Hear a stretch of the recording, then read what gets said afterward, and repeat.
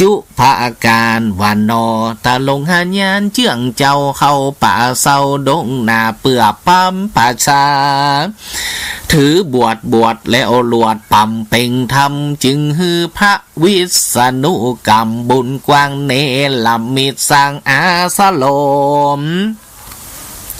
ฮือสีกาสานทากินกูวิสุกรรมหูบ่จาลงสู่โลกลามนุษา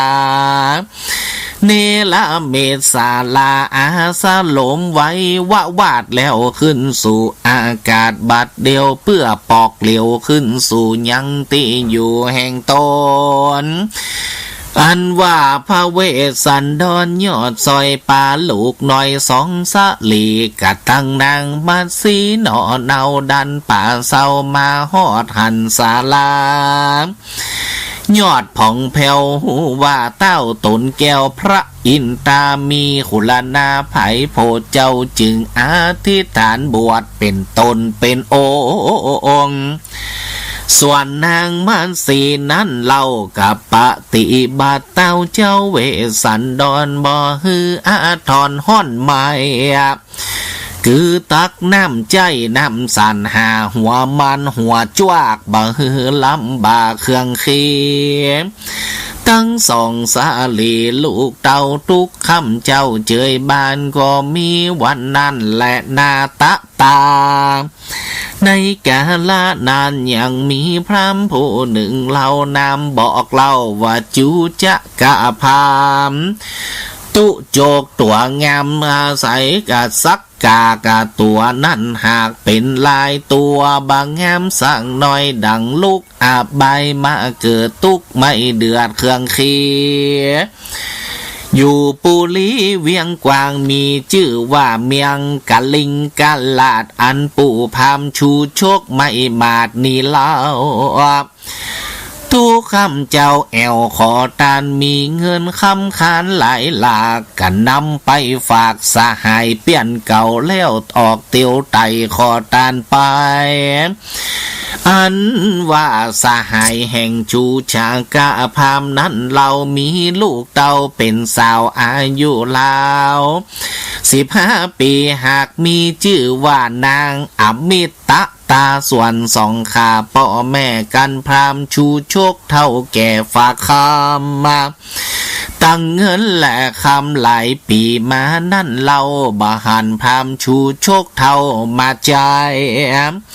ก็ข้านิ่งในกึดสอดว่าพามตายละตอดเงินคำก็นำมาใจขายเลี้ยงไส้อินทรี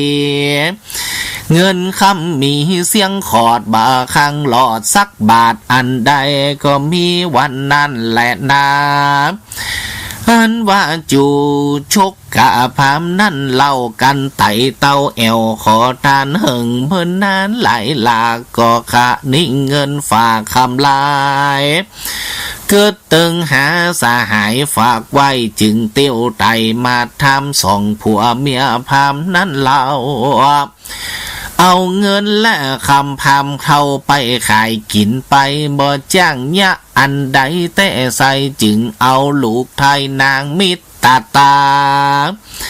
แต่นคำขาเงินนั่นเล่าหือพามเท่าเอาไปอนาวานางใส่ใจนอนเนาได้คนเท่าเป็นผัวกับปัดปัวบ่ขาดบ่ป้ามาต่างกัน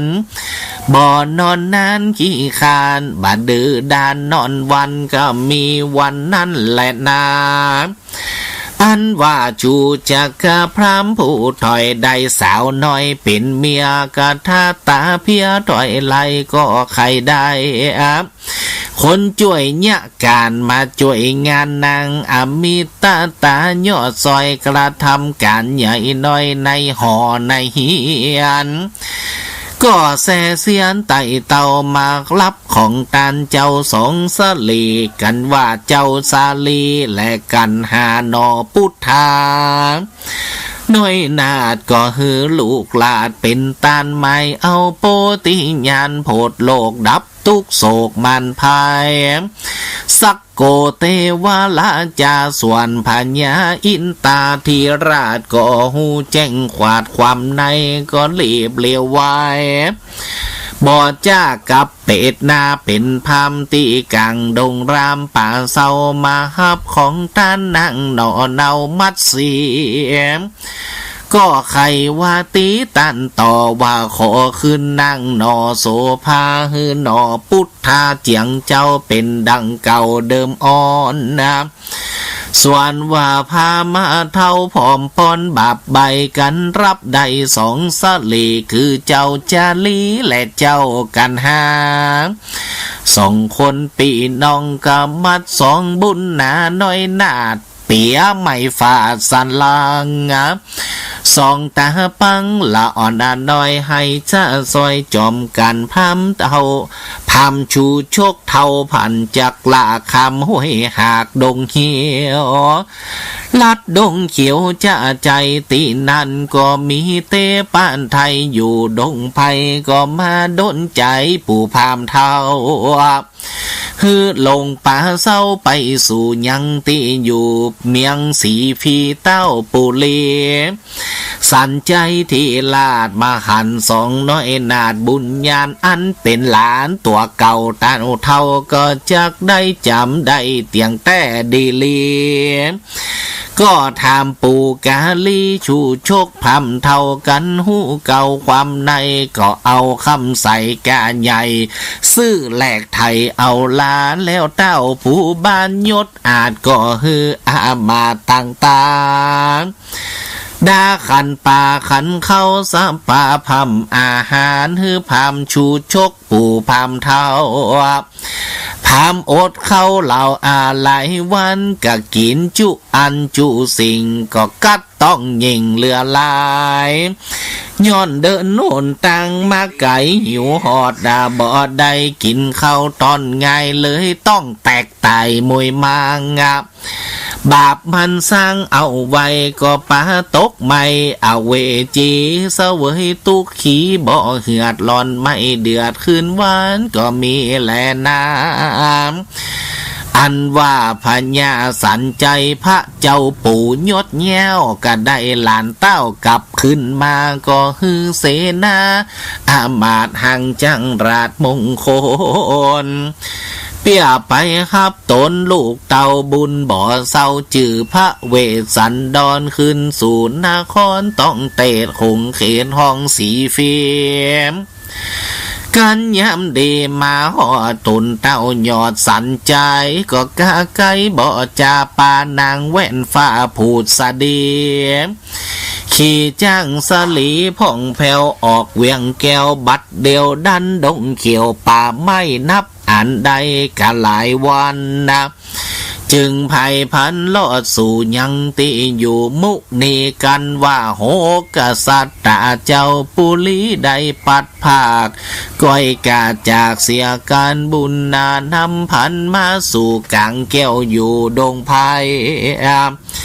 ต่างมีหอระไทยจืนยาวลวดสยบเต่าหมบโมท่ามกลางหมู่โยธา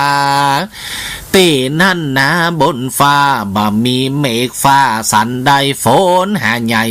เม็ดใส่กระตกต่อชื่อว่าฝนโบกคาละพัดยอดหาใหญ่ตกลงใส่กษัตริย์ตั้งหกอันสยบนั่นนาปิกฟื้นลงลุกนั่งขึ้นเกียนจากการตีนั่นนาเต้าหอจันใจญาลาดก็ฮืออามาตั้งตาเชิญนอพุทธาหนุ่มเนาไปเป็นเจ้าเมียงสีพีเสวยปุรีแตนพระเจ้าป่อเจ้าน้อยนอเวสันดรเต้าผู้ทอนใจญาลาดและนั่งนาดฟูดสาดีตั้งนั่งมัดสีหยอดซอยกันเจ้าอ่อนน้อยสองขาคือเจ้ากาลีคือเจ้าสาลีกันหาปีน้องอันอยู่ห้องดงตาลนะ กับป้ากันม้วนหมู่ปิกขึ้นสู่เวียงใจกันว่าหอดแล้วเท่าตนแก้วสันใจที่ลาดก็โอกาสขีญามฮือเสนาอามาตย์ปัจจาราเจ้าเมืองอยู่นันเนียงหมวนเล่นเบาวังเว้น7 วัน7 คืนแล้วหอตาน้ำเต้าหอจานใจญาลาดก็ฮือเจ้าน้อยนาดพระเวสสันดรตั้งนั่งสมอนยอดซอยงามจึงจอยลาจะมัดสีอาพิเศษสลีเป็นเต้าผับแผ่นดาวเวียงใจเป็นพญาเจ้าเมียงสีพีตนใหม่แต่นานไปนาเจ้าหนอลาพระเวสสันดรบ่ประมาทกันกินกันตานหือตานเสียพาอาหารจังหันแก่คนทุกขตาเจียงคาน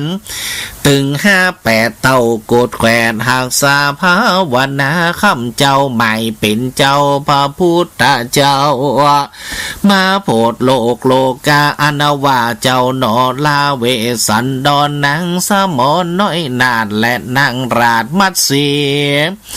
สะเวยปุลีใหญ่กวางไผ่ฟ้าอังเจยบานเฮิงเมื่อนานแต่เราหลอดแก่เท่าลอยแรงเปียที่แฝงไปบ่ขาดกับหมอลานนาจากเมียงคนเอาตนไปเกิดในห้องฟ้าเลิศตุสีตาก็มีวันนั่นแหละนานิธิตังขีญาสั่งวัลนาวิเศษจาห้องเหตุยังกันทำพระเวสสันดรกับบังคมสมเด็จสละเดชเสร็จแล้วเต่านี้ก่อนแล้วสาธุวันนี้โยมแม่ยายแก้วสิงแก้วพี่น้องศรัทธาบ้านกาดปงอาราธนาพระอาจารย์เตศนาธรรมพระเวสสันดรหวังอานิสงส์ให้หายพญาตอาปาดและจะตานตอดไปหายังป่อสมฤทธิ์สิงแก้วและเจ้ากรรมนายเวรเตบใต้เทวามาฮับของกินและของตานก็ขอแม่ยายแก้วสิงแก้วหยัดน้ำไม่ตานเนอยะถาวาลิวาหาปุลาปาลิปุเรนติสาคาลังเอวะเมวะอิโตทินังเปตานังอุปกัปปติอิจิตังภริตังตุมหังขิปะเมวะสเมสันตุสัพเพปุเรนตุสังขปาจันโทปันนะระโสญะถามณิโชติละโสญะถาเอวังหนตุดีแลอาจจะในกาละวันนี้วันศีลวันผ้าเดือน11 แฮม 8 ค่ำมาจูจอดหอดถึงตึงตันแม่ยายแก้วสิงแก้วพี่น้องศรัทธาบ้านกาดโป่งอำเภอเมียงตำบลปงแสนทองอำเภอเมืองจังหวัดลำปางพร้อมกับด้วยโยมอาเพนสีสุทธะและป่ออาวานกับลูกกันหลานครอบครัวสิงแก้วกูคู่กูโคนปากันสารลงคงควายมายังของกินของตานทั้งหลายตั้งปวนจัตุปัจจัยใต้หยาตานเพื่อฮับเป็นเจ้าภาพ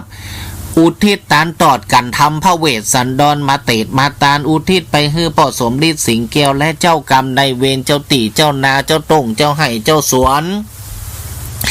ที่แป่งหอยอเฮียนอยู่กังตรงกันนาธรรมาหากินตีสถานที่แห่งนี้ก็ดีขอมาปัตตาอนุโมทนาในส่วนบุญส่วนกุศลนั้นจุงจักมีแต่งแต่ดีลีจัตตาโลธรรมาวัฏันติ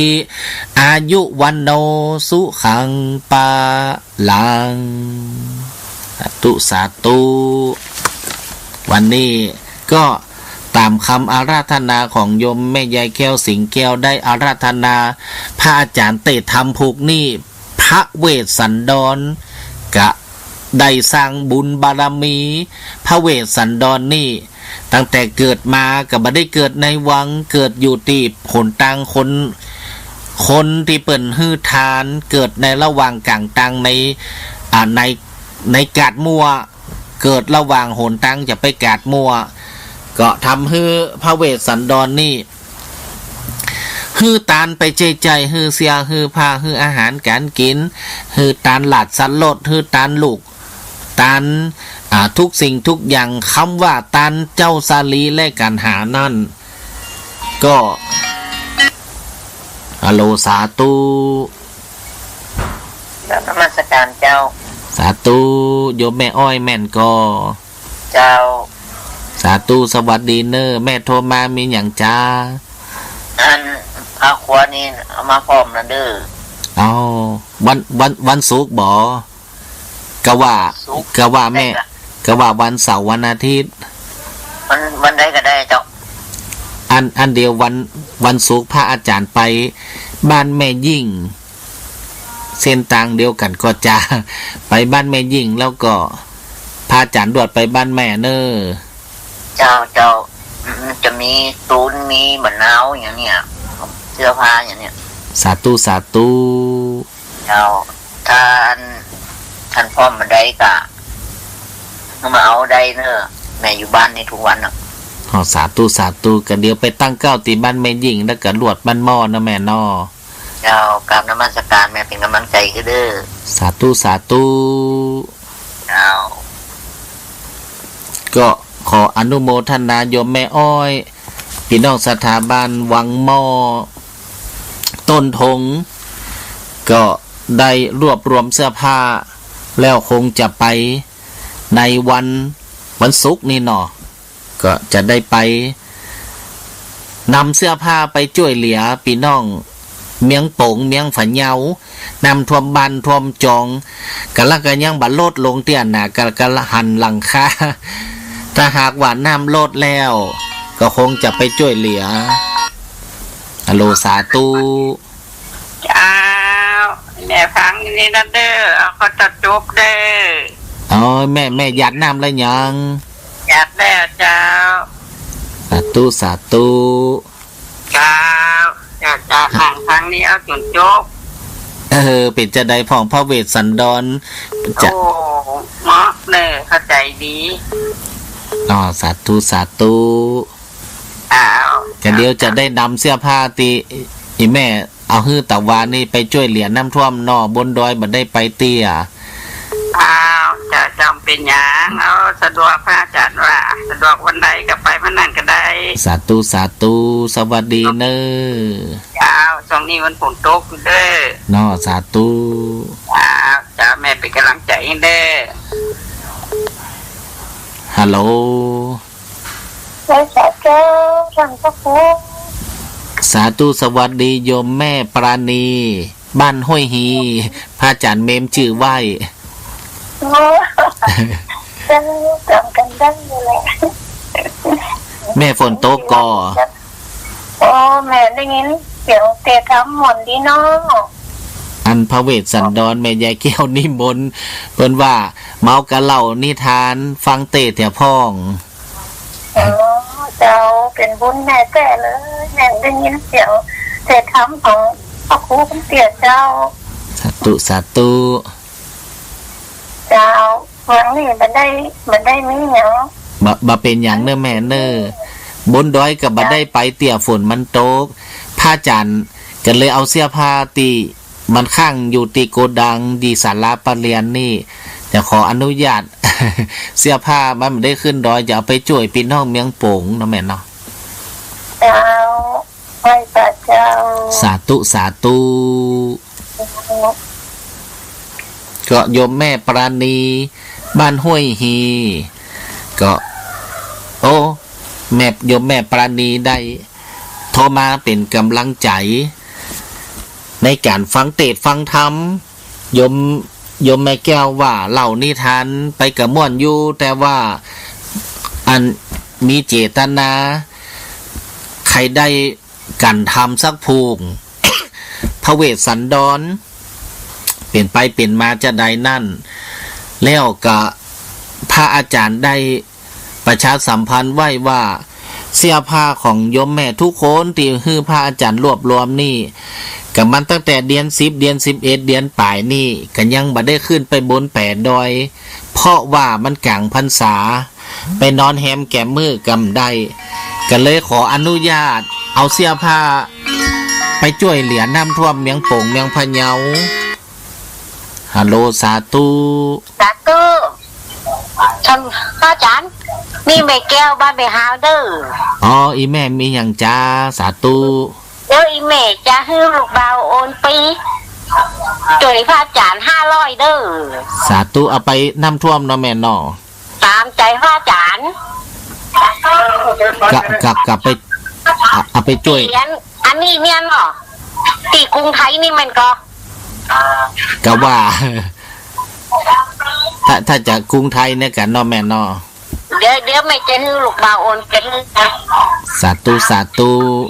เจ้าเดี๋ยวบอกเลขกำเนิดบอกเลขกำเนิด เนาะแฮมบืดสักทุ่มเดี๋ยวพระอาจารย์โทรหลังไม้เนาะแม่เนาะ อ๋อโอเคตกลงเจ้าไว้สาเจ้า ขอบพระคุณเนอช่วยเหลือน้ำท่วมเนาะ เจ้า ก็โยมพ่อส่วนแม่แก้วพี่น้องศรัทธาบ้านแม่เฮาก็มีเจตนา อันดีอันงามว่า จะได้ช่วยเหลือพี่น้องศรัทธาแบ่งกันคนเล็กคนน้อยตามกำลังของเฮาไปช่วยเหลือน้ำท่วมเมียงปงเมียงพะเยาตอนนี้พระอาจารย์โทรศัพท์ไปน้ำกันยังอยู่บนเฮียนกันยังบัดโลดเตรียมไปแหมหากว่าน้ำที่อำเภอปงเมียงพะเยานี่มันลดก็แล้วพระอาจารย์สามารถที่จะเอารถโคนครัวเอาไปฮื้อถึงมือถึงองค์ตีนองค์มือได้พระอาจารย์ก็จะได้เดินทางล้อฝนมันย่างจะได้เอาแฟกไว้แล้วสบู่นกแก้วยาหัวเหนียวตีมีตีวัดนี่หนาแล้วกะกอกพลาสติกช่วยเหลือกันไปยาฟาลายาสีฟ้ายาล่างแผลสีฟ้าสำลีก็มีนักอยู่จะได้เอาแฟกไปออกแจกจ่ายฮือแก่เจ้าบ้านเจ้าเมียงโดนน้ำท่วมบ้านหอยอเฮียนพี่น้องศรัทธาบ้านเมียงโป่งเมียงพะเยา แล้วก็คงถ้าว่าเมียงเจียงไฮ้มันลดมันสามารถเข้าได้ก็จะไปช่วยพี่น้องอำเภอเทิงเจียงไฮ้แหมก็ตามกำลังศรัทธาของเขาเพราะว่าพระอาจารย์มีเสื้อมีผ้าหมอใดเนี่ยกำกินได้ก็ไปช่วยเปิ้นฟัดเข้าเอาไปเป็นลงทานก็ช่วยกันไปบูที่เปิ้นเป็นอปลมีแหงทุบแหงต่ำก็ช่วยขนเข้าขนครัวช่วยเปิ้นล่างบ้านหอยอเฮียนส่วนตุส่วนผ้าอันไปเนี่ยจะนั่นบัดได้แต่ว่าจะเป็นสะพานบุญจะเนี่ยนั่นหมายความว่าวัดพระอาจารย์ก็มีเสื้อมีผ้าอยู่ที่ศาลาปะเรียนนี่ก็ได้อยู่จะได้เอาไปเดินทาง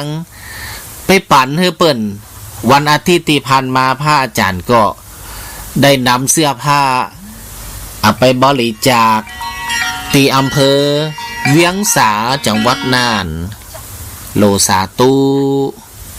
ไว้สาเจ้าเดี๋ยวบอกเพิ่นเถอะเด้ออ๋อยมแม่พี่กูลวงแก้วบ้านแม่ยิ่งโทรมาแล้ว บอกว่าครับอีแม่หนตังบ้านแม่ยิ่งไปตังใดบอกกันเลยขอพากมาตังใดเขาจะว่าไปจะแดน ฮัลโหลไว้สาเจ้าฮัลโหลสาตูเจ้าบอกตังผมขอมาตั้งเตียนเข้าบ้านหนองขามเจ้ายูเทิร์นเข้าบ้านหนองขามบ้านหนองขามเจ้ามาตัวถนนจามเทวีห้างชัดเนี่ยเจ้าอ๋อไปห้างชัดด้วยเนาะแม่เนาะบ้านหนองขามบ้านหนองลมเนาะแม่เนาะเจ้าเข้าบ้านหนองขามกับมาบ้าน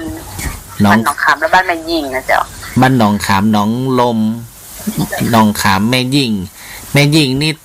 อำเภอห้างชัดกับแม่เจ้ามันเป็นอำเภอห้างชัดนะเจ้าอ๋อสาธุเจ้าอยู่ใกล้บ้านแม่เฮาของแม่แก้วตะกี้ก่ออ๋อมันก็หลายบ้านอยู่นะเจ้าข้ามหลายบ้านอยู่เจ้าบ้านแม่เฮาอ่ะเนาะอันไปทางบ้านหนองขามเขาบ้านหนองขามนะเจ้าอ๋อบ้านหนองขามบ้านตุปีหวันนั่นเนาะเจ้าของจำตุปีหวันอันเดียววันศุกร์พระอาจารย์จะโทรหาแม่มกำเนาะเจ้าเพี่อบ่ฮื้อหลงตังเนาะแม่เนาะ มันหลงเจ้ามันหลงตังอยู่ไกลมันติดถนนบ้านหนองขามติดมันจะมีป้ายบ้านหนองขามเลยเจ้าเลี้ยวฮะเคยมาบ้านหนองร่องอ๋อคนเคยมาต้องบ้านหนองร่องเลยเจ้าแหละถ้าบ้านหนองลองก็ไปได้อยู่แต่มันจะมาตรงมันเนี่ยมันตรงมันแล้วก็ครับถ้ามันจะไม่แยกมามันต้องสุไพนี่เจ้าไปตามบ้านแม่สีกุลกันแม่เจ้ามันต้องบ้านหนองร่องเพลแล้วก็มาบ้านเปาสุไพก็ได้นะเจ้าถ้าจะมาโอ้พระอาจารย์อยู่ก็คาก็ต้องไปตั้งหนองขามเนี่ยไปตั้งลำปังหลวงแล้วก็ข้ามหนทางพุ่นเนาะแม่เนาะเจ้าเอามาต้องหนองขามเนี่ยต้องหนองหลายบ้านเจ้ามาพอเป็นแสงแซ่บอยู่แล้วพอค้าไปเนาะสาธุวันศุกร์เนอะแม่เนอะเจ้าสาธุเจ้าสาธุขอบพระคุณนะแม่เนาะเจ้าสาธุก็ยมแม่พี่กุล